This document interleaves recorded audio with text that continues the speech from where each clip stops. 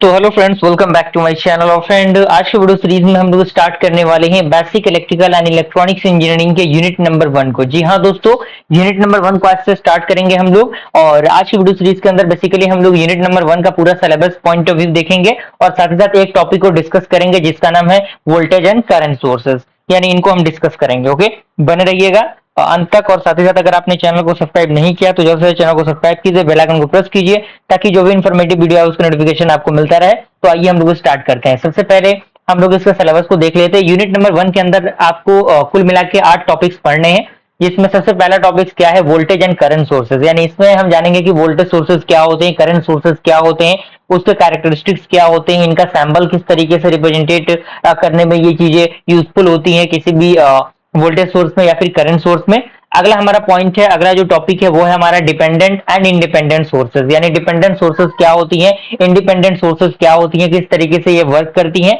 अगला हमारा टॉपिक है थर्ड नंबर टॉपिक, जिसका नाम है यूनिट्स एंड डायमेंशन। यानी हम क्या करेंगे, डिस्कस करेंगे डिफरेंट टाइप ऑफ यूनिट्स क्या होते हैं, उनका डायमेंशन क्या होते हैं, और जो कुछ ऐसा यूनिट्स होते हैं उनको भी हम डिस्कस करेंगे। अगला हमारा रहेगा सोर्स कन्वर्जन, यानी किस तरीके से हम लोग सोर्स को कन्वर्ट करते हैं, किस तरीके से कन्वर्ट करते हैं एक फॉर्म से दूसरे फॉर्म में। और जो भी न्यूमेरिकल क्वेश्चंस रहेंगे उनको भी हम लोग प्रैक्टिस करेंगे।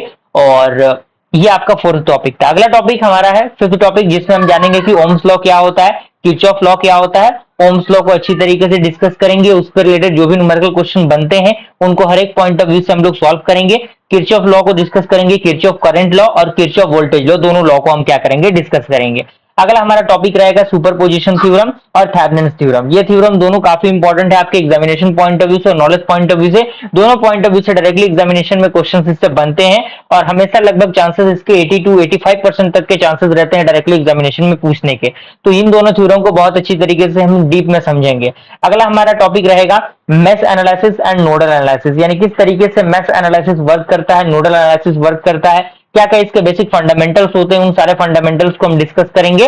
और लास्ट टॉपिक हमारा रहेगा स्टार डेल्टा ट्रांसफॉर्मेशन, यानी किस तरीके से स्टार फॉर्म को हम डेल्टा फॉर्म में और डेल्टा फॉर्म को स्टार फॉर्म में कन्वर्ट करेंगे, किस तरीके से उसका कन्वर्जन वर्क करता है, उनको हम लोग डिस्कस करेंगे। फिलहाल आज की वीडियो सीरीज के अंदर हम डिस्कस कर लेते हैं कि वोल्टेज सोर्सेज क्या होते हैं और करंट सोर्सेज क्या होते हैं। सारी चीजों को आप लिखते चलिएगा ताकि जो नोट्स है वो आपका प्रिपेयर होता रहेगा, तो आपके लिए फायदेमंद होगा, एग्जामिनेशन के लिए फायदेमंद होगा। ओके, तो आप देखिए, सबसे पहले हम डिस्कस करेंगे वोल्टेज सोर्स क्या होता है। आप देख सकते हैं पूरा अच्छी तरीके से एक्सप्लेन करके लिखा गया है और काफी इजी वे में मैंने चीजों को लिखा है, तो आप इसको इजीली पढ़ के समझ सकते हैं। फिलहाल मैं इसको अच्छी तरीके से आपको बता देता हूं। पहला पॉइंट कह रहा है जो कि वोल्टेज सोर्स है, इसमें कह रहा है कि independent voltage source is a two terminal device. यानी जो इंडिपेंडेंट वोल्टेज सोर्सेज होते हैं वो क्या होते हैं, दो टर्मिनल डिवाइसेज होते हैं whose voltage at any instance of time is independent of the current. यानी जिसका वोल्टेज क्या होगा किसी भी इंस्टेंस ऑफ टाइम पे, वो किस पे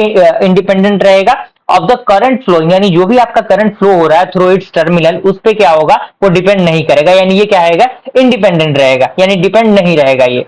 ओके, अगला पॉइंट कह रहा है कि it controls the magnitude and the wave form of its terminal voltage. यानी ये क्या करता है, कंट्रोल करता है मैग्नीट्यूड को और वेव फॉर्म को जो उसके टर्मिनल वोल्टेज पे अवेलेबल रहता है। इसका एक मैथमेटिकल इक्वेशन आता है, मैथमेटिकल फॉर्मूला आता है जो कि वोल्टेज सोर्स के अंदर आता है। और अगर एग्जामिनेशन में ये सोर्स पूछता है या फिर करंट सोर्स पूछता है तो जितने भी चीजें आपके इंटरफेस में नजर आ रही हैं सारी चीजों को आपको लिख के आना है।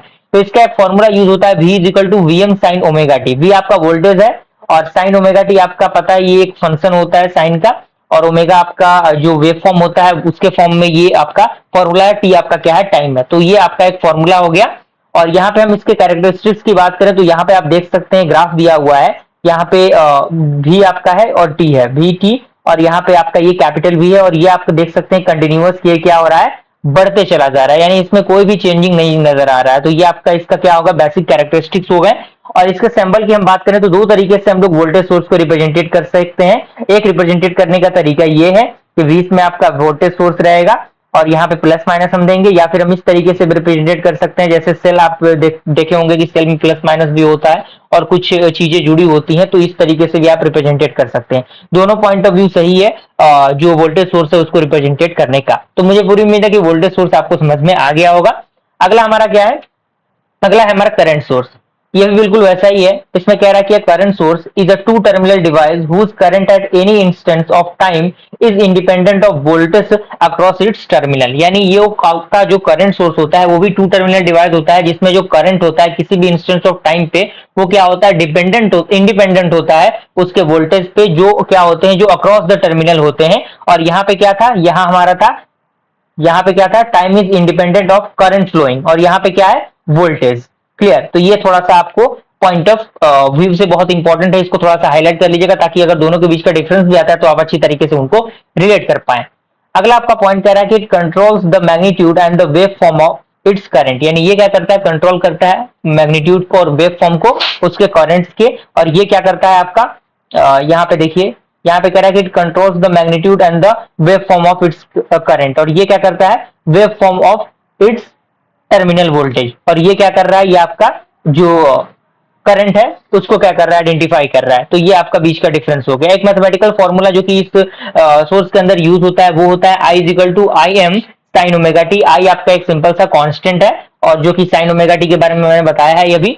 और ये आपका कैरेक्टरिस्टिक्स है, देख सकते हैं वी आई कैरेक्टरिस्टिक्स इसको हम लोग बोल सकते हैं, क्योंकि यहाँ पे वोल्टेज है, यहाँ पे आई है, ये आपका आई एस है, ये कंटिन्यूअस बढ़ते चला जा रहा है। और ये आपका सैंपल है। इस तरीके से हम क्या करते हैं, करंट सोर्स को रिप्रेजेंटेट करते हैं। तो इस तरीके से हमने क्या किया, इस टॉपिक को अच्छी तरीके से कवर अप किया। और अगले वीडियो सीरीज के अंदर हम डिस्कस करेंगे कि जो हमारा डिपेंडेंट और इंडिपेंडेंट सोर्सेज होते हैं वो क्या होते हैं। तो अगर वीडियो पसंद आए तो लाइक जरूर कीजिएगा फ्रेंड्स। मिलता है इंटरेस्टिंग वीडियो से, तब तक के लिए थैंक यू।